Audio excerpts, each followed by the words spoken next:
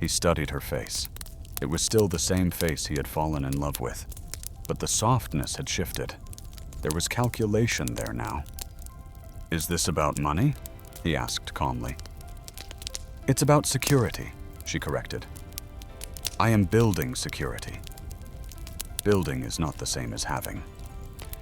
Silence. The street noise filled the space between them. Horns, shouting, a generator coughing to life. She continued, "I'm 27, Tunde. I can't keep living in maybes." He swallowed hard. "And what are you living in now?" She hesitated. Then she said it. "I've met someone." The words landed without drama, but their weight was immense. He didn't shout, didn't beg, just asked one question. "Do you love him?" She looked away. "I love what he represents." That hurt more than if she had said yes. In Surulere, Lagos, ambition does not sleep. It hums in traffic. It sweats under the afternoon sun. It shouts from hawkers weaving between Danfo buses. And inside a narrow street behind Adeniran Ogunsanya, where mechanics lined the roadside like soldiers of survival, Tunde Adeyemi bent over the open hood of a broken-down Toyota Camry. Engine oil stained his fingers black. A thin line of sweat slid from his temple down to his jaw. His white singlet, once bright, had surrendered long ago to grease and hard work. But his eyes? His eyes were not tired. They were calculating. "Bring the 12mm spanner," he called to his apprentice, Kunle, small, quick, always nervous. "Yes, Ogati," the boy replied, scrambling. Tunde didn't just fix cars, he studied them. While other mechanics relied on habit, Tunde relied on curiosity. He would stare at engines long after customers left, dismantling parts just to understand how systems breathed together. To him, engines were like people. If one small thing failed, the whole body struggled. And he believed, firmly, that African roads deserved better machines. That belief, however, did not pay rent. Across the street, a black SUV slowed. The window rolled down. Amaka leaned slightly forward from the passenger seat. Even from across the dusty road, she looked like something polished and precious.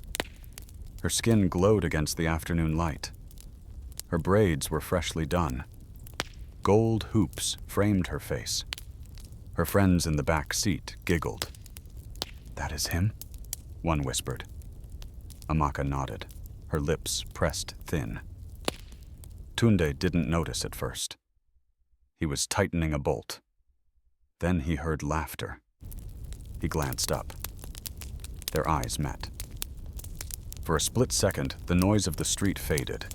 He smiled, not embarrassed, not defensive, just warm. Amaka forced a small smile back before turning away. The SUV drove off. Tunde returned to the engine, but something inside him had shifted. He met Amaka 3 years earlier at a small church youth program. She had arrived late that day, adjusting her scarf, apologizing quietly as she squeezed into the seat beside him. He remembered the faint scent of shea butter. He remembered how confidently she spoke during group discussions. And he remembered thinking, she deserves a good life.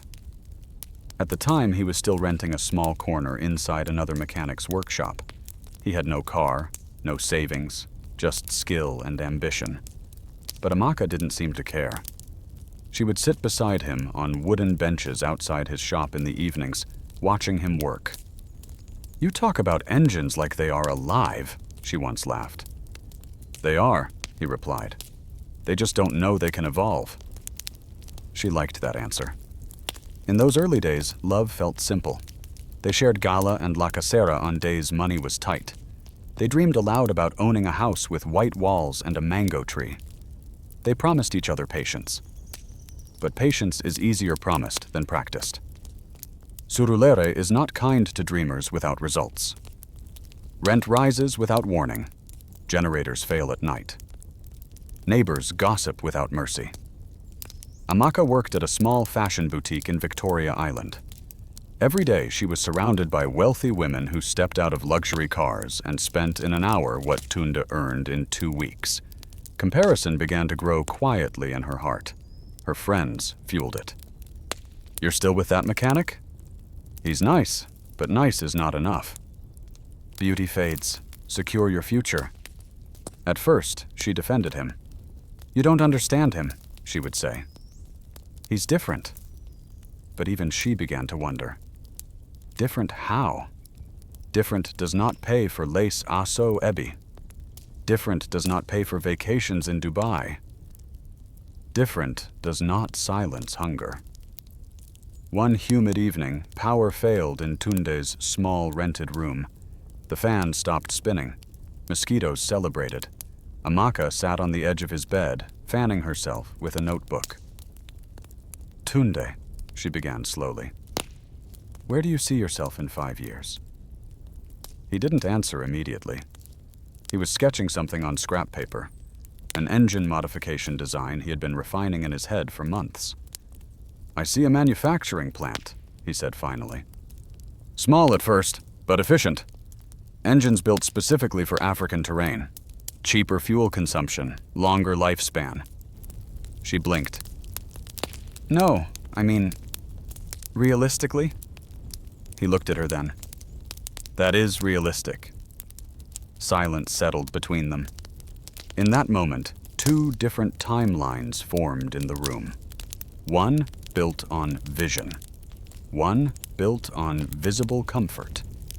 And they did not align. The real tension began when her birthday approached.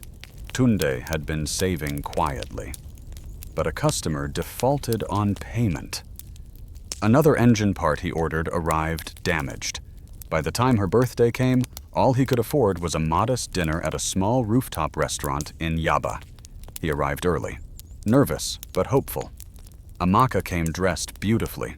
The dinner was pleasant, until she saw an old classmate across the room being surprised with a diamond bracelet by her fiancé. The sparkle caught her eye, and something inside her hardened. Later that night, as Tunde walked her to the bus stop, she asked, "Do you ever feel small?" He frowned slightly. "Small?" "Yes. Like the world is moving ahead and you're still here." He exhaled slowly. "I feel behind sometimes, but I don't feel small." She didn't respond, but in her heart, she did. Weeks passed, distance grew, conversations became shorter. Her visits to the workshop became rare. And then came the day the black SUV stopped again across the street. But this time, it wasn't just passing. It parked. A tall, well-dressed man stepped out and walked around to open the passenger door for Amaka. Tunde saw it clearly now. The confidence, the wealth, the contrast. The man laughed loudly at something she said. He handed her car keys. She drove off. Tunde stared at the fading vehicle long after the dust settled. Kunle, his apprentice, shifted awkwardly beside him. "Oga, you okay?" Tunde wiped his hands with a rag. "Yes." But that night he didn't sleep. Not because of jealousy, but because he finally understood something painful. Love without stability is fragile. And if he wanted to build anything lasting, whether in engines or in life, he needed more than skill. He needed scale. He needed leverage. He needed courage to think bigger than survival. The next morning, before sunrise, Tunde stood alone inside his workshop. The street was quiet. No traffic. No noise. He ran his hand over the hood of an unfinished project car. "I will not remain here," he whispered. Not in anger, not in desperation, but in resolve. Because sometimes the greatest turning point in a man's life is not when he is insulted. It is when he is underestimated. And in that small workshop in Surulere, with grease on his hands and fire in his chest, Tunde made a decision that would change everything. He would stop working just to fix broken engines. He would start building new ones, and whether anyone believed in him or not, he would rise. Success in Lagos has a sound. It is the low purr of imported engines, the clink of ice in crystal glasses, the confident laughter of men who have never checked their account balance before ordering. Kunle Balogun carried that sound around him like perfume. He had just returned from London with a master's degree in business finance and a wardrobe tailored to intimidate. His father, Chief Balogun, owned construction contracts that stretched from Lekki to Abuja. Wealth was not something Kunle hoped for. It was something he inherited. And when he saw Amaka at a charity gala in Victoria Island, dressed in a fitted emerald gown that caught the chandelier light, he decided she belonged in his world. He didn't approach her with desperation. He approached her with certainty. "You look like someone who should never wait for anything," he said smoothly, offering his hand. Amaka laughed. It was a different laugh than the one she used with Tunde. Softer, more measured. That night, Kunle did not ask for her number. He handed her his. "If you're tired of small rooms," he added quietly, "call me." She told herself she wouldn't. She called him the next evening. The first date was at a rooftop restaurant overlooking the Atlantic. The second was at a private art showing. By the third, she had stopped pretending she wasn't impressed. Kunle never arrived late. Never counted money. Never talked about one day. Everything with him was present tense. I want. I will. I can. When she mentioned loving Paris as a child, he booked a trip within the month. When she admired a handbag in a boutique, it appeared at her apartment the next morning. Effortless. That word echoed in her mind every time she compared it to Tunde. With Tunde, everything was effort. With Kunle, everything was ease. Meanwhile, in Surulere, Tunde noticed the distance. Calls became shorter. Visits became rare. She canceled plans with excuses that felt rehearsed. "I'm just busy. Work is stressful. I need space." Space. He didn't argue. He had never been the type to chase what was pulling away, but he felt it. Like an engine misfiring before complete failure. One Saturday afternoon, she finally came to the workshop after weeks of absence. She stood carefully to avoid stepping in oil. "You've been hard to reach," he said gently. "I've been thinking," she replied. That sentence alone tightened something inside him. Thinking rarely brings comfort. They walked to a quieter corner near a closed kiosk. "Tunde," she began, her voice unusually firm. "Do you ever wish your life moved faster?" He exhaled slowly. "Every day." "So why doesn't it?" "Because building takes time." She shook her head slightly. "Time is expensive." He studied her face. It was still the same face he had fallen in love with. But the softness had shifted. There was calculation there now. "Is this about money?" he asked calmly. "It's about security," she corrected. "I am building security. Building is not the same as having." Silence. The street noise filled the space between them. Horns, shouting, a generator coughing to life. She continued. "I'm 27, Tunde. I can't keep living in maybes." He swallowed hard.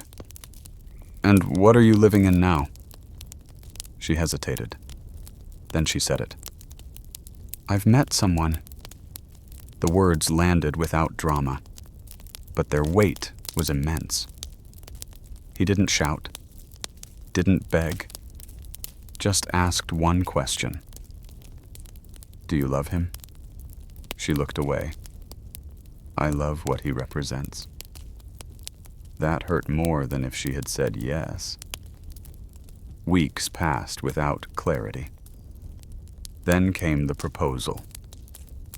Kunle rented a private section of an upscale restaurant in Ikoyi. Rose petals lined the walkway. A violinist played softly in the corner. Close friends and family waited discreetly in another room. When he dropped to one knee, there was no hesitation in his voice. Amaka Nwafor, you deserve a life where nothing is delayed. Will you marry me? Applause erupted before she even answered. She said yes. And somewhere in Surulere, Tunde tightened a bolt that snapped under pressure. The breakup did not happen in person. It happened through a message. Short, precise, final. Tunde, you are a good man, but good is not enough. I need more than struggle and dreams. I am choosing a future that is already secure. I hope one day you understand. He read it twice, then a third time. He did not reply immediately. He sat on the edge of his bed, phone in hand, staring at the peeling paint on the wall. Outside, someone laughed loudly. Life continued. He typed slowly. I pray your future is kind to you. He pressed send.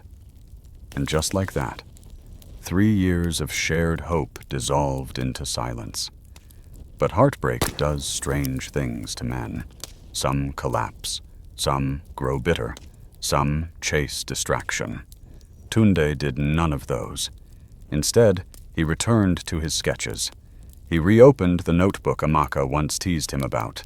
He studied his engine design again, and for the first time, he stopped thinking about proving himself to her. He began thinking about proving himself to himself. 2 days after the engagement announcement flooded social media, Tunde saw the photos. Amaka smiling beside Kunle, the ring sparkling, comments overflowing. Upgrade! Level up! God did! He didn't scroll long. He turned off his phone. Then he did something unexpected. He sold his motorcycle.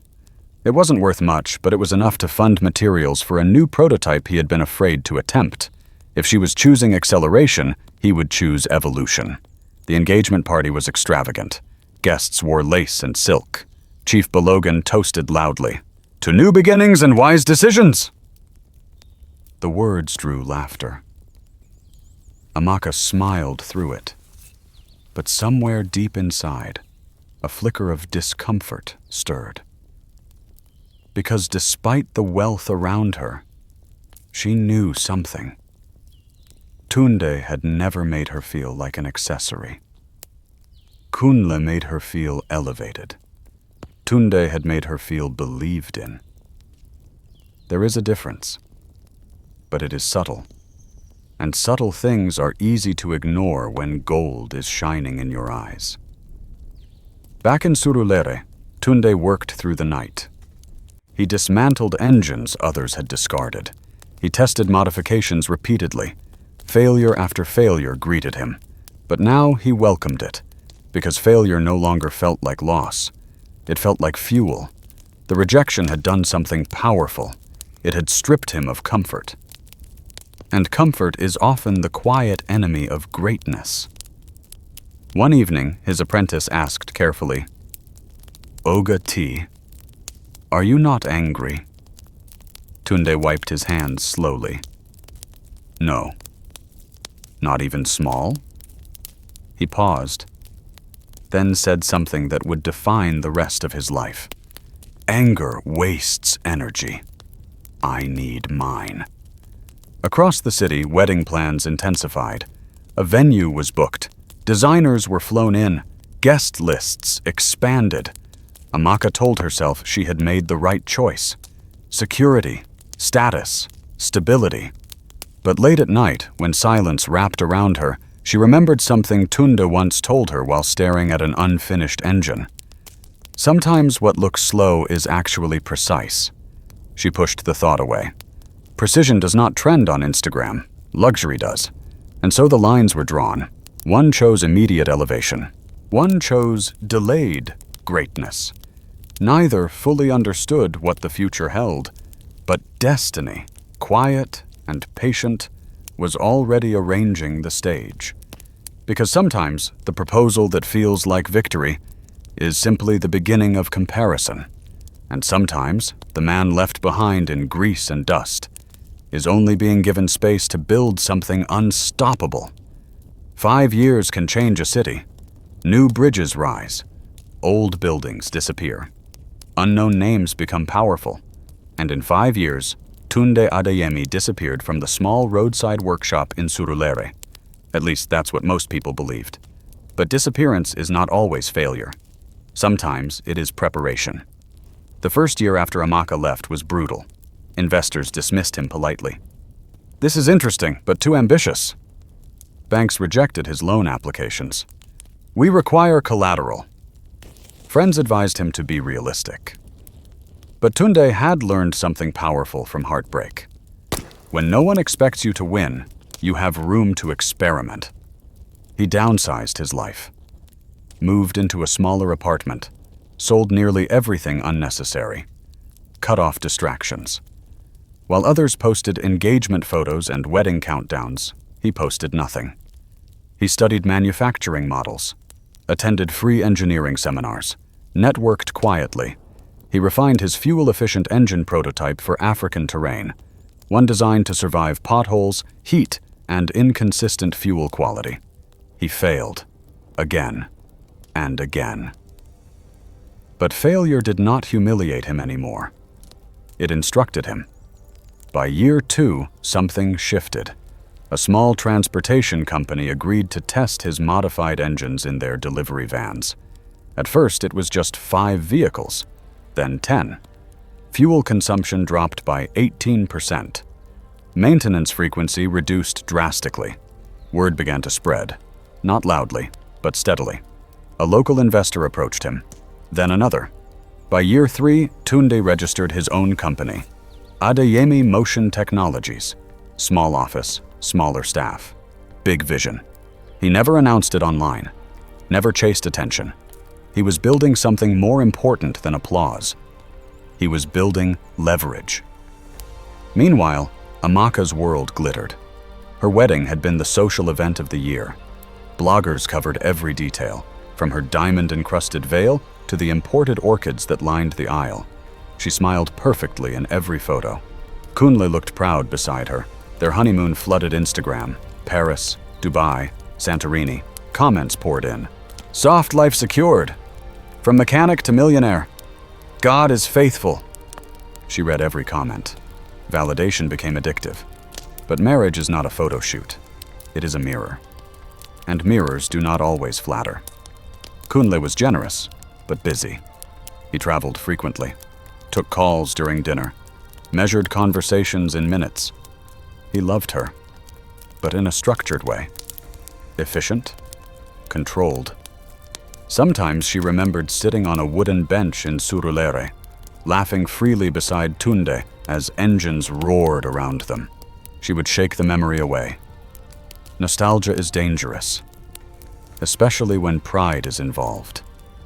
By year 5, Adeyemi Motion Technologies secured a manufacturing partnership with a mid-sized auto distributor. It was the breakthrough Tunde had prayed for. Contracts expanded. His engines were now being installed in commercial fleets across Lagos and Ibadan. Revenue multiplied. He hired engineers, opened a larger facility, expanded distribution. Still, he remained invisible online. Those who needed to know, knew. Those who didn't matter. He married quietly during year 4. Sadeh, a pediatric doctor he met during a community outreach program. She valued character over noise. They built a calm life together. And then came the triplets. 3 identical boys with sharp eyes and stubborn determination. They were chaos and joy wrapped in tiny bodies. For the first time, Tunde understood what legacy truly meant. Not revenge, not validation. Impact. It was on a Tuesday afternoon that Amaka made the decision. Her 5-year wedding anniversary was approaching. Kunle planned a grand vow renewal ceremony, something even bigger than the wedding. More cameras, more influencers, more prestige. As guest lists were finalized, a thought entered her mind. Uninvited. Persistent. Tunde. She had not seen him since the breakup, but occasionally she heard whispers. He's doing well now. Something about engines. She dismissed it at first. People exaggerate. Then, one afternoon at a networking event, she overheard 2 businessmen speaking. That Adeyemi guy? Brilliant mind. Yes, his engines are changing the commercial fleet market. Her heart skipped. Adeyemi. It couldn't be. But it was. For the first time in 5 years, curiosity pierced her confidence. Had she misjudged him? No, she reassured herself.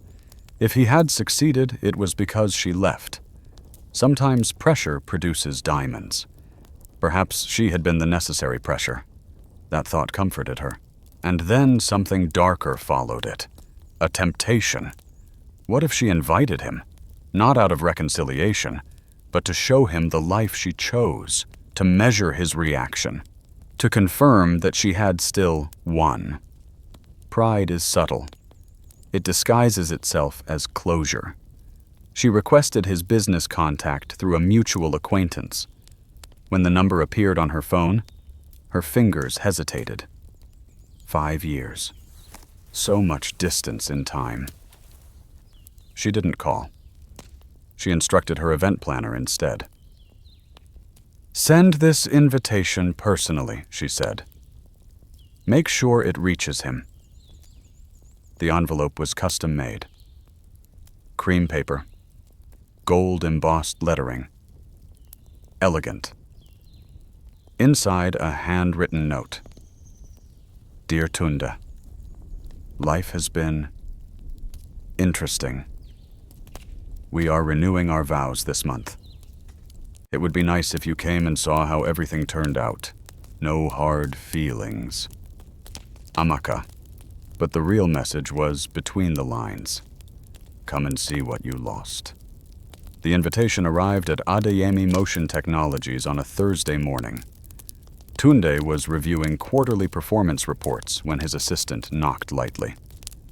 Sir, this was delivered for you. He glanced at the envelope. His name written in careful script. He knew the handwriting instantly. Some memories do not fade. They simply rest. He opened it slowly, read the card, then the note. His face remained unreadable. His assistant shifted awkwardly. Everything okay, sir? He closed the envelope gently. Yes. He placed it on his desk and continued reviewing numbers. But that night, after the children were asleep, and Sade was reading beside him, he finally allowed himself to think, not about pain, not about betrayal, but about distance. 5 years ago, he had been a man with grease on his hands and dreams in his pocket. Now, he was a man with contracts, employees, and sons who looked at him like a superhero. He wasn't angry. He wasn't bitter. He was grateful, because rejection had redirected him. Sade noticed his silence. You're somewhere else, she said softly. He handed her the invitation. She read it carefully, then looked at him. Do you want to go? He considered the question. Why go? To prove something? To intimidate? To remind her? No. He realized something important. He would go because he was no longer the man she tried to shame. He would go because he had nothing to hide. He would go because closure, when earned properly, is peaceful. Yes, he said finally. I'll go. Across the city, Amaka rehearsed confidence. She imagined his arrival. Perhaps he would come alone. Perhaps in modest clothing. Perhaps slightly uncomfortable. She pictured polite conversation, measured pity, silent comparison. She had no idea that comparison would soon reverse direction, because Sometimes the invitation meant to measure someone's worth becomes the stage where your own judgment is exposed, and destiny, patient and precise, was already arranging something unforgettable. Silence is uncomfortable for most people. It feels like emptiness, like absence, like losing. But for Tunde Adeyemi, silence became strategy. After receiving Amaka's invitation, he did not react emotionally. He did not call friends. He did not replay old memories dramatically. Instead, he returned to work. Because the real story of his life had never been about her leaving. It had been about what he built after she did. The turning point had come 3 years after the breakup. His early prototypes had shown promise, but scaling production nearly destroyed him. Factories demanded bulk orders he couldn't afford. Suppliers raised prices unexpectedly. A critical shipment once arrived damaged beyond repair. There were nights he questioned everything. Nights he stared at the ceiling of his modest apartment and whispered, "Was she right?" But doubt, he discovered, is not an enemy. It is a test of endurance. Instead of shrinking, he studied harder.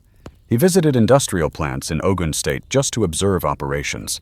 He volunteered his expertise to struggling fleet managers in exchange for data on engine performance.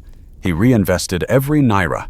No flashy car, no upgraded wardrobe, no public announcements. While others upgraded their lifestyle at the first sign of profit, Tunde upgraded infrastructure. When his accountant once suggested, "Sir, maybe it's time to enjoy small," he responded calmly, "We are not stable yet. We are just visible." Adeyemi Motion Technologies began occupying a modest warehouse in Ikeja. It wasn't glamorous. Concrete floors, metal roofing, industrial fans humming overhead. But inside that warehouse, precision ruled.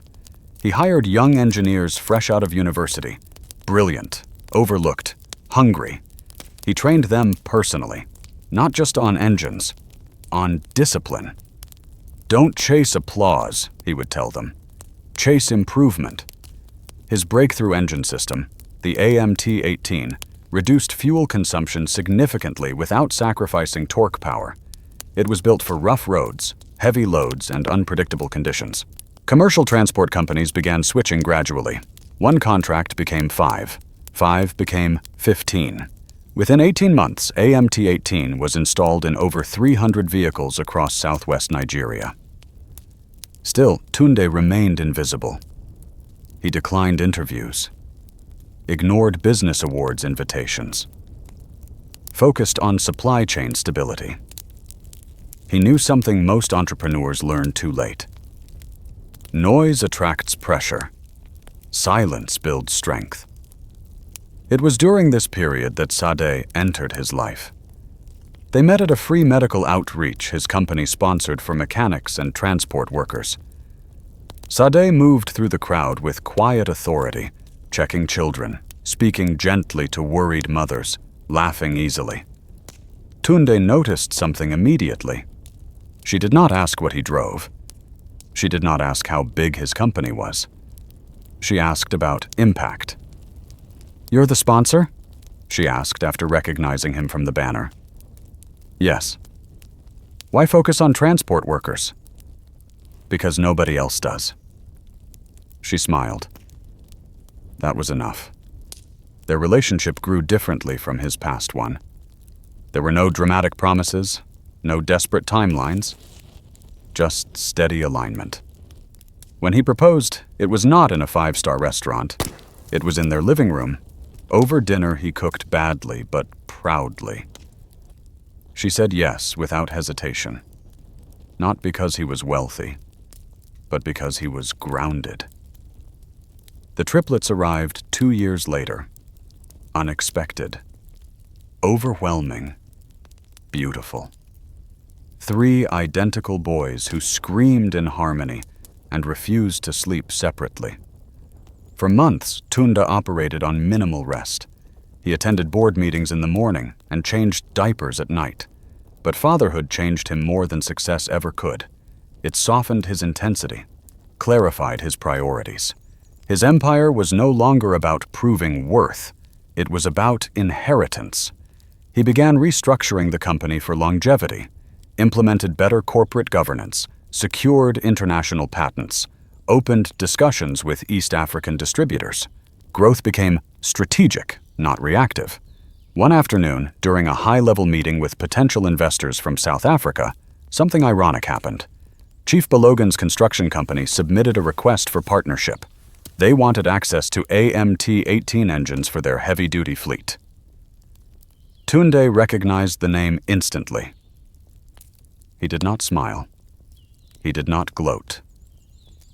He simply assessed the proposal professionally. The irony wasn't lost on him. 5 years earlier, he had been deemed insufficient. Now, his innovation was being pursued by the same circle that once represented what he lacked. He approved the partnership, not for revenge, for business. When his operations manager commented, "Sir, this must feel interesting," Tunde responded calmly, "Success should feel normal, not dramatic."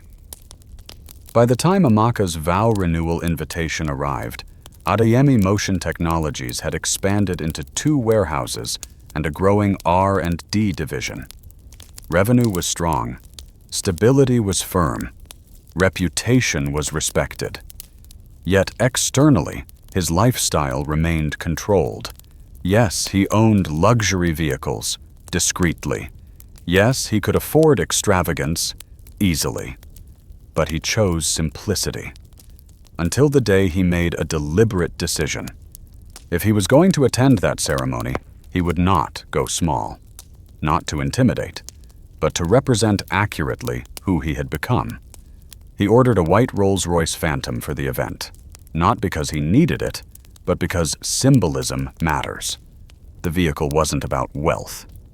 It was about arrival.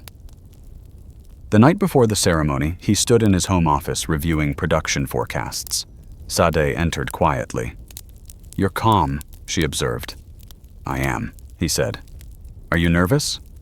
He shook his head. "No." She studied him carefully. "Why are you really going?" He leaned back slightly.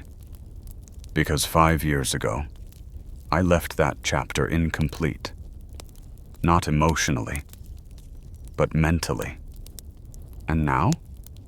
Now I know it shaped me." Sade nodded. "Then go as who you are, not who you were." He smiled. "That's the only person I know how to be." Meanwhile, the triplets were fascinated by the idea of attending a big party. "Will there be cake?" one asked. "Yes." "Will there be music?" "Yes." "Will we match suits?" Tunde laughed. "Yes." They cheered. He looked at them, 3 reflections of legacy, and felt something deeper than pride. Gratitude. If Amaka had not left, perhaps he would have grown slower. Perhaps comfort would have softened urgency. Perhaps he would have settled. But life had forced acceleration, and he had chosen discipline over resentment. That was the difference. The morning of the vow renewal, sunlight poured into the house. The boys dressed in tailored navy suits. Sade adjusted their ties with motherly precision. Tunde wore a charcoal suit, understated but powerful. As he looked into the mirror, he did not see the mechanic with grease-stained hands. He saw the architect of something enduring. Not perfect, not lucky, built step by step, failure by failure, silently. His phone buzzed with market updates. His company was negotiating its first cross-border expansion. But today, business could wait. Today was about closure. Not dramatic closure. Dignified closure. He stepped outside. The RollsRoyce waited at the gate. White. Polished. Unmistakable. The triplets gasped. "Daddy, is that ours?" He smiled. "For today." As the doors opened and they climbed in, Tunde felt no anger, no superiority, no need to prove anything, because the loudest victories are not shouted. They are lived. And as the car pulled away toward the venue where destiny waited quietly, one truth stood firm. He had not been left behind. He had been redirected, and the empire built in silence was about to be seen. Lagos does not whisper when it celebrates. It announces. It glitters. It competes. And the Belogan vow renewal ceremony was designed to be unforgettable. The venue sat along the waterfront in Lekki, draped in white silk and gold trim. Crystal chandeliers hung from a transparent canopy ceiling, reflecting the afternoon sun like scattered diamonds. Imported white roses lined the aisle in symmetrical perfection. A live orchestra tuned their instruments, while uniformed ushers directed guests to assigned seating. Luxury cars rolled in one after another. Mercedes, Range Rovers, Bentleys, engines purring with quiet arrogance. Cameras flashed. Influencers posed. Politicians shook hands. Inside a private bridal suite, Amaka stood before a full-length mirror while stylists made final adjustments to her gown. It was custom-made in Paris. The fabric hugged her perfectly. Her makeup was flawless. Her smile rehearsed. "You look like royalty," one of her friends said. She nodded. "I should." But beneath the poise was something else. Anticipation. Not for Kunle. For something else. For someone else. She had not told many people about the invitation she sent. Only her closest circle knew. "He will come," she had said confidently. "Curiosity alone will bring him." They had laughed. "Make sure someone films his face." She laughed too. But deep inside, she wasn't certain what she expected to feel. Victory? Relief? Validation? She told herself she wanted closure. But closure rarely needs an audience. Outside, the ceremony began. Kunle stood confidently at the altar in a tailored cream suit, exchanging greetings with dignitaries. His father moved through the crowd, radiating pride and ownership. The orchestra transitioned into soft, instrumental worship music. Guests settled, phones angled strategically. The MC tested the microphone. Then, a subtle shift occurred at the entrance. It wasn't loud, not at first, just a ripple of attention, a pause in conversation, a slight turning of heads. Security personnel straightened their posture. A white RollsRoyce Phantom glided toward the venue gate. It did not rush. It did not rev loudly. It moved with quiet authority. Conversation slowed. "Who is that? Another politician? Foreign investor?" The car stopped smoothly. The driver stepped out first, moving around to open the rear passenger door. Time seemed to stretch. The door opened. Polished black shoes touched the pavement. Then the full figure emerged. Tunde Adeyemi, tailored charcoal suit, minimal accessories, gold cufflinks catching sunlight subtly. No arrogance in his walk. No forced expression. Just composure. Whispers grew louder. "That looks like... No way. It can't be him." Then, from the opposite side of the vehicle, 3 small doors opened in sequence. 1, 2, 3. 3 identical boys stepped out. Matching navy suits, perfectly tied bow ties, sharp little haircuts, calm expressions beyond their years. They adjusted their jackets instinctively, a mirror of their father. The silence at the gate thickened. One of the ushers blinked twice. "Sir, your invitation?" Tunde handed it over politely. The gold-embossed envelope. The usher scanned it, eyes widening almost imperceptibly. "Yes, sir. Welcome." "Sir." That word traveled faster than the car had.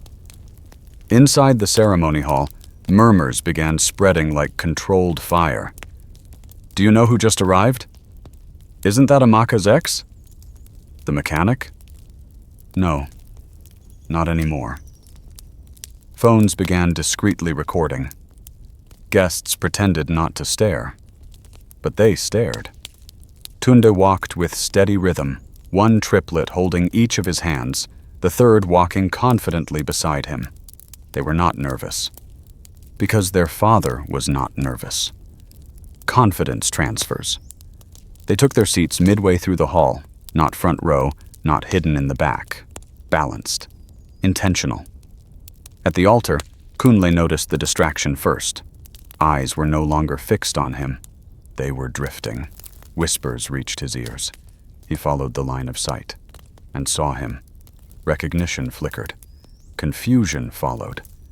Then calculation. He had heard about Adeyemi Motion Technologies recently. The engine contracts. The innovation. He hadn't connected the name. Until now. Chief Belogan also turned. His expression hardened slightly. He knew that face.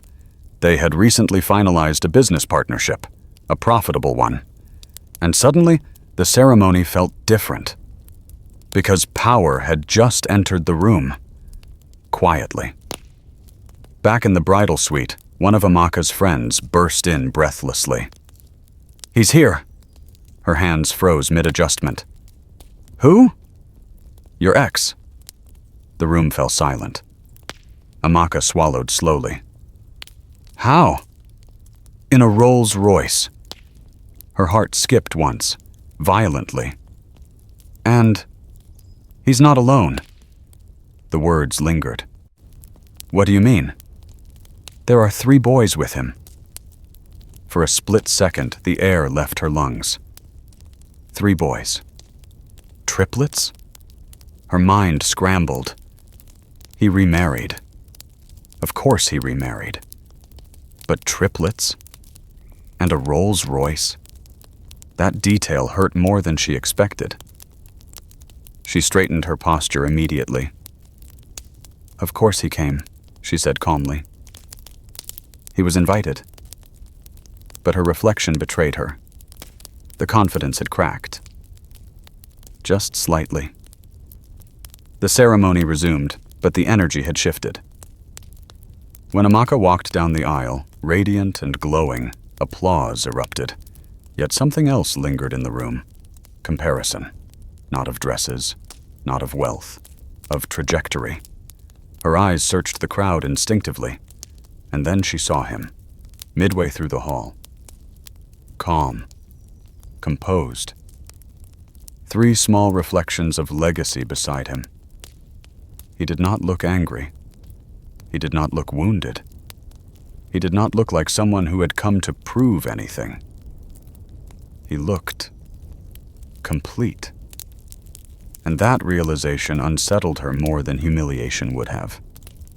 Because she had expected awkwardness, not equilibrium. During the reception, tension intensified. Guests approached Tunde cautiously. Mr. Adeyemi, I've heard remarkable things about your AMT-18 engines. We've been trying to schedule a meeting with your office. I didn't realize you and the bride knew each other. He smiled politely. Yes, we share history. Nothing more. No bitterness. No storytelling. Just dignity. The triplets charmed everyone effortlessly. One politely declined extra cake.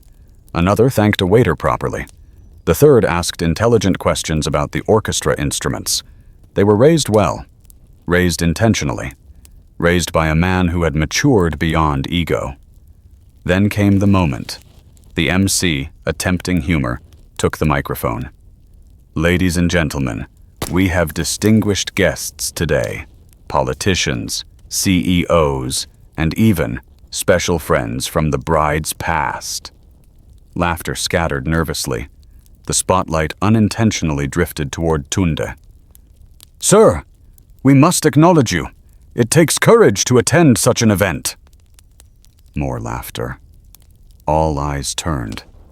This was the moment Amaka had imagined. The moment she believed would validate her choice. but she had imagined a different version of him. Tunde stood slowly, adjusted his cuff, smiled, calm, controlled. He took the microphone gently, and the hall went quiet. "Thank you," he began. His voice was steady. "I was invited, and I believe invitations should be honored." Soft murmurs. He continued. 5 years ago, I was a different man. Still building. Still learning. He paused, not for effect, but for sincerity. Sometimes rejection is not destruction. It is direction. Silence deepened. "I am grateful for mine." He gestured slightly toward the triplets. "And I am grateful for what it helped me build." No attack. No exposure. No bitterness. Just truth. The applause that followed was not explosive. It was respectful, genuine, and heavy with realization. As he handed back the microphone and sat down, Amaka felt something she had not prepared for. Not shame. Not anger. Perspective. He had not come to compete. He had come to close a chapter properly. And in doing so, he had unintentionally shifted the narrative of the entire event. The vow renewal was still beautiful, still extravagant, still impressive. But the most unforgettable moment of the day was not the kiss, not the dress, not the decor. It was the quiet arrival of a man who had once been underestimated, and the 3 small boys who proved that silence, when disciplined, can build empires louder than noise ever could. As the RollsRoyce later pulled away from the glittering venue, the sun dipped low over the Lagos skyline. Inside the car, one of the boys asked, "Daddy, was that important?" Tunde looked out the window briefly, then smiled. "No," he said gently. "It was necessary." The reception continued with music, laughter, and the clinking of champagne glasses. But something subtle had tilted. Before Tunde's arrival, the room had rotated around one center. The Balogans. Their wealth. Their influence. Their dominance. Now, there was another gravitational force in the hall, and it was quiet. Clusters of conversation began forming, not around the bridal table, but around table 14, where Tunde sat. Investors who had earlier positioned themselves near Chief Balogun gradually redirected their steps. A well-known logistics magnate approached first. "Mr. Adeyemi," he said warmly, extending his hand. "We've been trying to reach your procurement director for months." Tunde stood politely. "My office screens aggressively," he replied calmly. "Efficiency protects growth." The man laughed. "I respect that. We'd like to discuss fleet expansion in Q4. "Send a proposal," Tunde said. "We'll review it." No desperation, no excitement, just measured control. Across the room, Chief Balogun noticed. His jaw tightened slightly. He was accustomed to being pursued, not observing others being pursued, especially not at his own event. Kunle leaned toward his father. "Is that the same Adeyemi we signed the pilot contract with?" "Yes," Chief Balogun replied quietly. Kunle's eyes shifted back toward Tunde. The irony settled heavily in his chest. 5 years ago, that man had been dismissed as insufficient. Now, the Balogun construction fleet partially depended on his engine systems. Power, it seemed, had a strange sense of humor. Meanwhile, Amaka remained seated at the head table, smiling for photographs. But her attention drifted constantly. Every few minutes, applause erupted around Tunde's table. Not loud applause, professional applause, deal-making applause, recognition applause. She watched as her husband's father eventually approached him. The hall noticed immediately. 2 worlds converging. Chief Balogun extended his hand. "Mr. Adeyemi, I didn't realize there was history here." Tunde accepted the handshake firmly. History builds perspective, he said calmly. A neutral answer, neither defensive nor revealing. Chief Balogan nodded slowly. We value the partnership. As do we, Tunde replied. A simple exchange. But the energy around it was electric, because for the first time the Balogans were not the highest authority in the room. They were negotiating peers. The orchestra transitioned into softer jazz as dinner was served, but guests were no longer discussing the decor. They were discussing trajectory. Did you know he owns 2 manufacturing warehouses now? I heard he's expanding into Ghana. My cousin works in logistics. They say his engines outperform imported systems. Rumors were transforming into verified facts in real time, and every whisper reached Amaka like a quiet echo of misunderstanding. She had once asked him where he saw himself in 5 years. Now the room was answering on his behalf. At one point, one of the triplets politely excused himself to use the restroom. Tunde walked him there personally. As they passed through the hallway, an older businessman stopped him. Young man, the elder said, studying him closely, you carry yourself like someone who was tested. Tunde smiled faintly. I was. And? I passed. The elder nodded approvingly. Never rush growth. It must mature before it multiplies. I agree, Tunde replied. The statement lingered, because it summarized everything. Back in the main hall, Kunle finally approached Tunde directly, man to man, husband to ex-husband, but not in the way gossip would expect. Thank you for coming, Kunle said evenly. Thank you for inviting me, Tunde replied. A pause. Kunle glanced toward the triplets. They're remarkable. They are, Tunde said, genuine pride in his voice. I didn't know you had expanded like this. Tunde understood the layered meaning. I stayed focused, he answered simply. Kunle nodded slowly. Focus is rare. It becomes easier when distractions clarify your priorities. The words were neutral, but weighted. Kunle recognized it. Not an insult, not a boast, just a statement of evolution. And for the first time that evening, Kunle understood something uncomfortable. He had married ambition, but Tunde had become discipline. And discipline compounds differently. At the head table, Amaka watched their interaction carefully. She had imagined tension, maybe awkwardness. Instead, she saw equilibrium.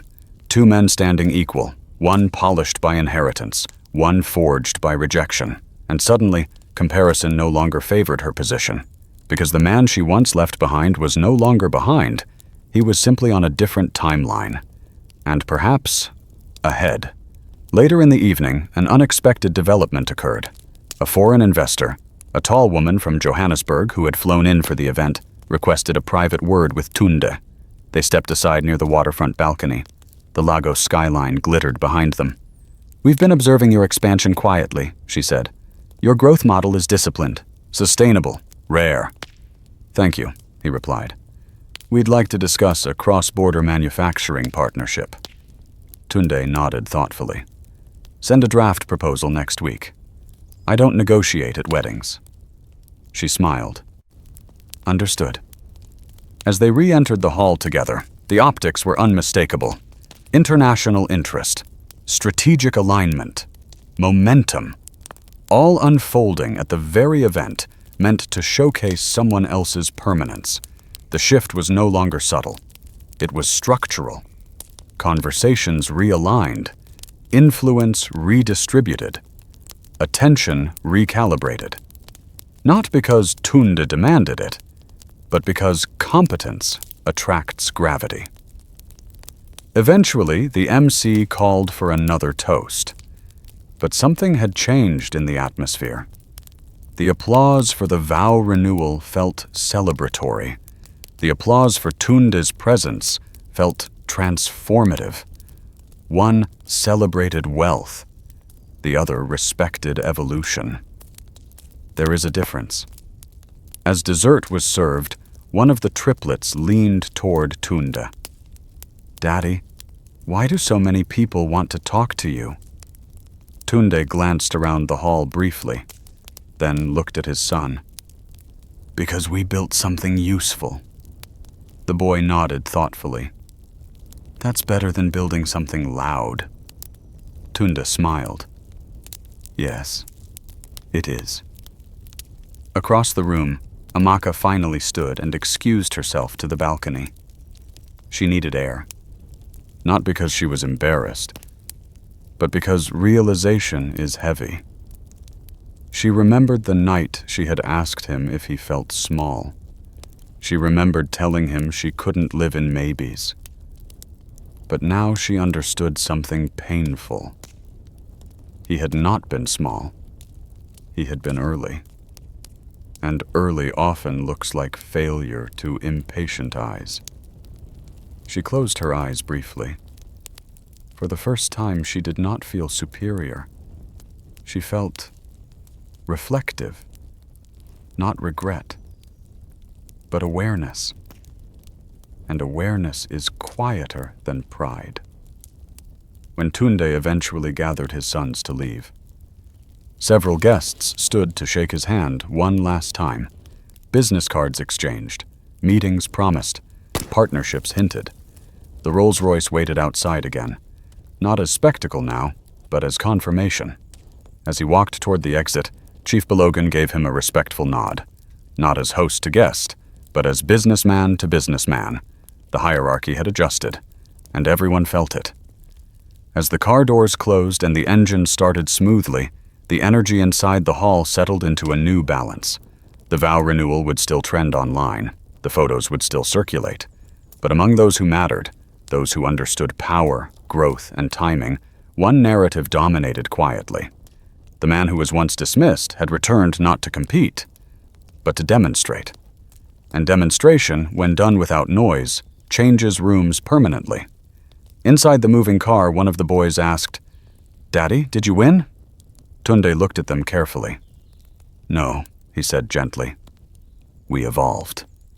And evolution, unlike revenge, does not require witnesses. It simply reveals itself. The reception had reached its emotional peak. Dinner plates cleared, music softened, conversations mellowed into clusters of strategic networking. But beneath the elegance, something remained suspended. A final tension.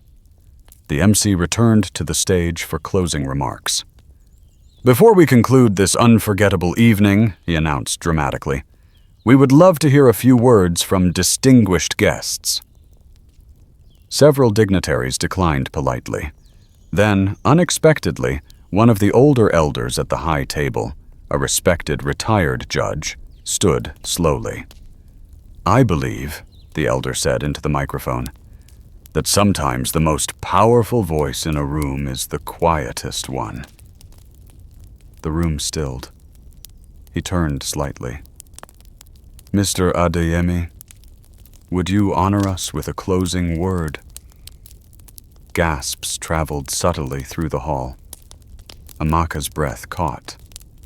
This was not planned. This was not staged. This was no longer her script. All eyes shifted again. But this time, the spotlight did not feel mocking. It felt intentional, deliberate. Tunde remained seated for a moment. He had not come to speak. He had come to attend. But wisdom knows when silence has done its work. He stood slowly, smoothed his jacket, and walked toward the stage. Each step steady, not theatrical, just grounded. "You." He did not begin immediately. He allowed the silence to breathe. Then he spoke. "Thank you for the invitation." His voice was even, measured. "I did not expect to speak tonight. I came simply because I was invited." Soft laughter rippled gently. He continued, 5 years ago, I was building something fragile. He did not look at Amaka. He did not need to. I was still learning, still testing, still failing. The room leaned in. At the time, it looked small, uncertain, risky. He paused briefly. But growth often looks unimpressive in its early stages. A few heads nodded. Businessmen understood that language. He shifted slightly, glancing toward the triplets. Sometimes, when people leave your life, you think they've taken something with them. His voice did not waver. But sometimes, what they leave behind is space. The hall grew stiller. And space, he continued, is powerful. Space allows clarity, focus, discipline. No bitterness, no accusation, just truth shaped gently. Amaka felt her chest tighten, because he wasn't attacking. He wasn't embarrassing her. He was reframing the story. And reframing is more powerful than retaliation, Tunde continued. I used that space to build, to fail privately, to correct quietly. He glanced at Chief Belogan respectfully, to refine something useful. Then he looked back at the crowd. And tonight, I stand here not as someone who was rejected, but as someone who was redirected. A subtle murmur spread through the room. The word landed heavily. Redirected. He wasn't denying the pain. He was elevating it. He took a slow breath. I believe no chapter in life should end in bitterness. His gaze drifted finally toward Amaka. Not piercing, not accusing, just acknowledging history. What we experience shapes us. Every conversation, every decision, every goodbye. The room felt suspended. And if I had not experienced that particular goodbye... He paused. I might not have built what I built. Silence. But not uncomfortable silence. Reflective silence. I am grateful for every chapter of my story. The sentence was gentle, but it carried weight. He wasn't grateful for pain. He was grateful for transformation. He looked toward Kunle now. And I respect every man who chooses responsibility. The acknowledgement was deliberate. This was not a duel. It was closure. He adjusted the microphone slightly. To the couple renewing their vows tonight, may your foundation be strong. Not just visible. That line lingered, because it was layered. Visibility versus foundation. The difference between appearance and structure. Then he added, may you grow in ways that cameras cannot capture. The elder judge nodded approvingly. Tunde stepped back slightly, but he wasn't finished. One last thing, he said calmly. When someone underestimates you, don't rush to prove them wrong. The entire hall leaned forward again. Use the time to prove yourself right. A quiet ripple of applause began, then grew. Not wild, not chaotic, but sincere, deep, respectful.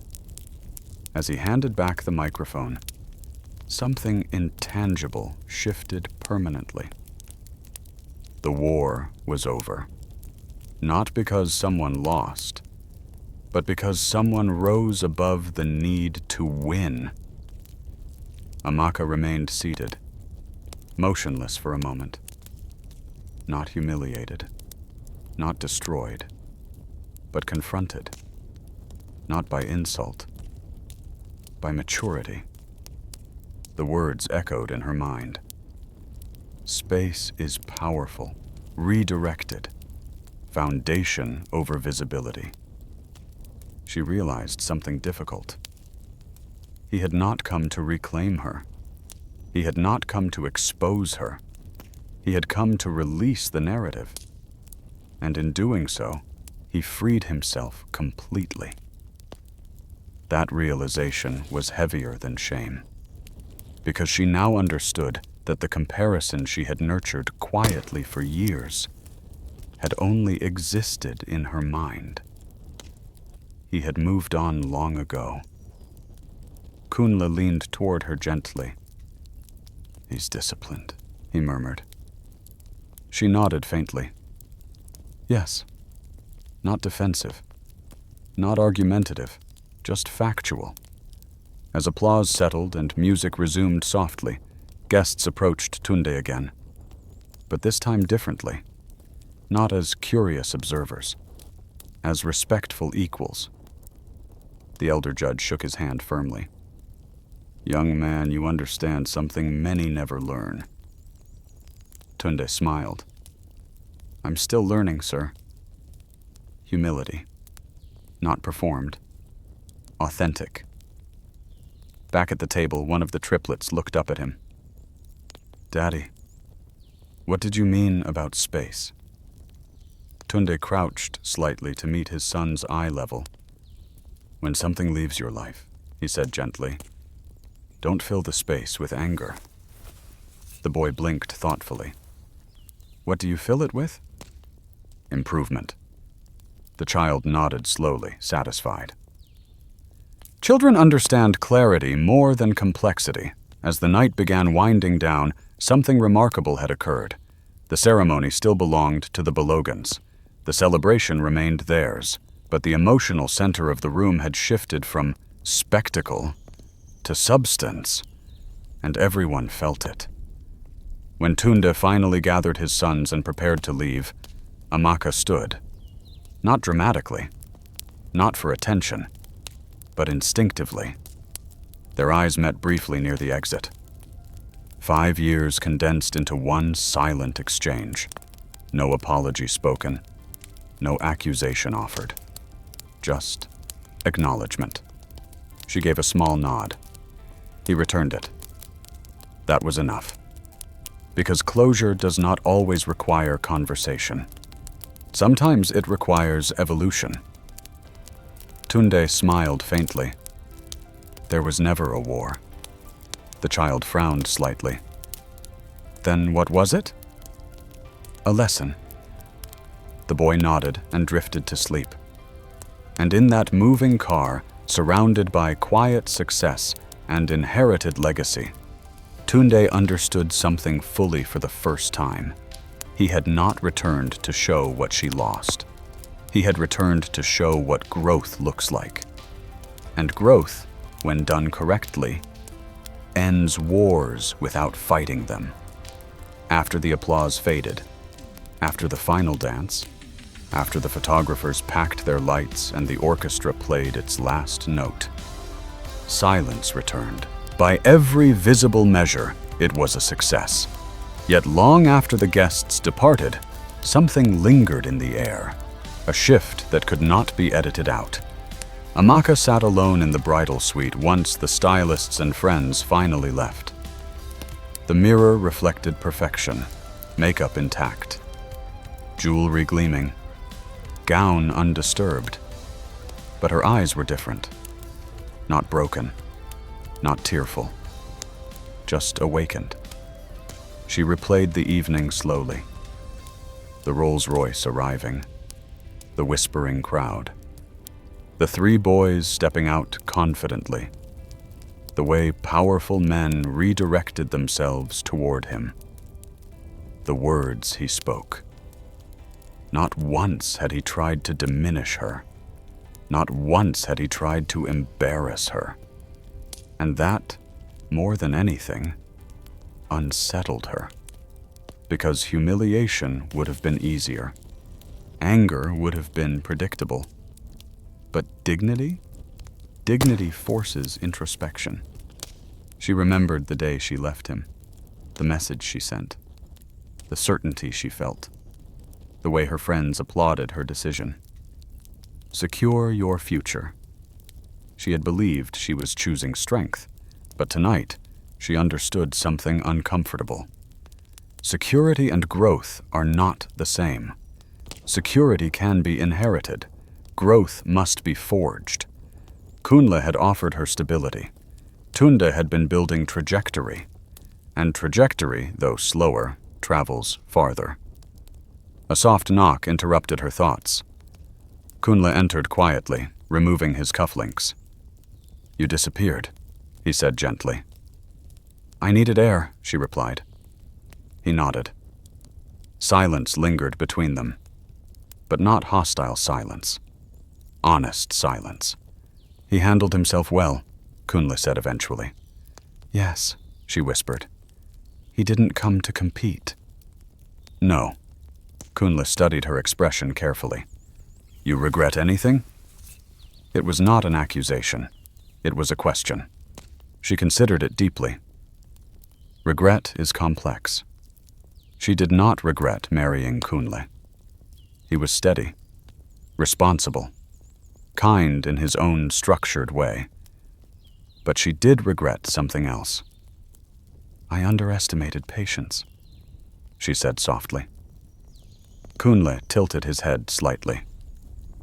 "What do you mean?" "I mistook speed for direction." The words surprised even her, because she had never admitted that before. Later that night, after Kunle fell asleep, Amaka walked onto the balcony overlooking the quiet waterfront. The city lights shimmered against dark water. Lagos never fully sleeps. It just softens. She thought about the question she had asked him years ago. "Do you ever feel small?" Now she understood. He had never been small. He had simply been early in the process. And early stages always look unimpressive to impatient eyes. She wrapped her arms around herself gently. Not from cold, from awareness. Meanwhile, in another part of the city, Tunde tucked the triplets into bed. They were exhausted from sugar and excitement. One of them mumbled, half asleep, "Daddy, will we go to more big parties?" Tunde smiled faintly. "We'll go where we are needed." "Were we needed tonight?" He paused. "Yes." "Why?" "Because sometimes people need to see what patience looks like."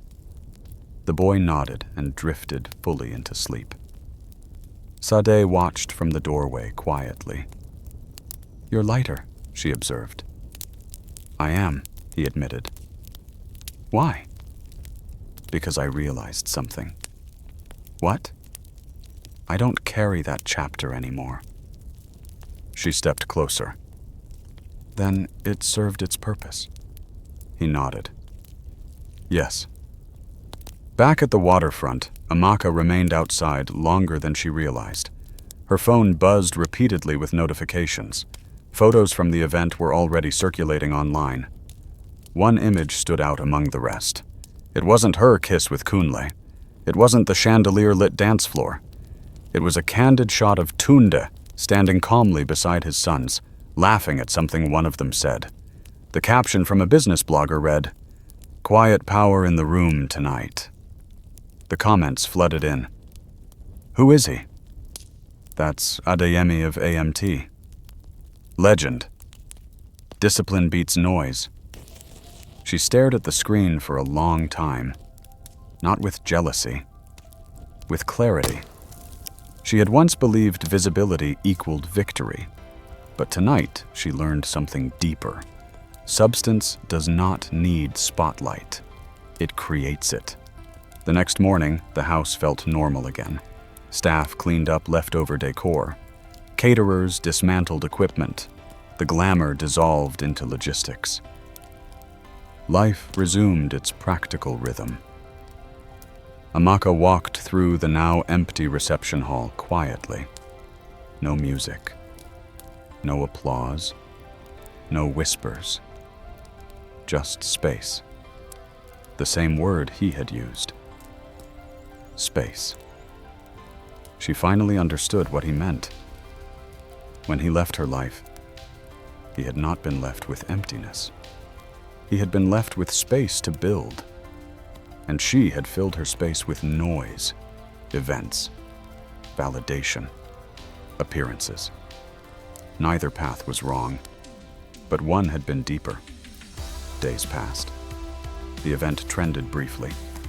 Then another celebrity wedding replaced it. Another scandal. Another headline. The world moved on. But inside her, something remained. Not sorrow, not longing, awareness. She began asking herself harder questions. What am I building? Beyond comfort, beyond image, beyond comparison. What foundation exists beneath my visibility? Those questions were uncomfortable, but necessary. Weeks later, at a quiet dinner, Kunle mentioned something casually. Father says Adeyemi's expansion into East Africa will change the transport industry.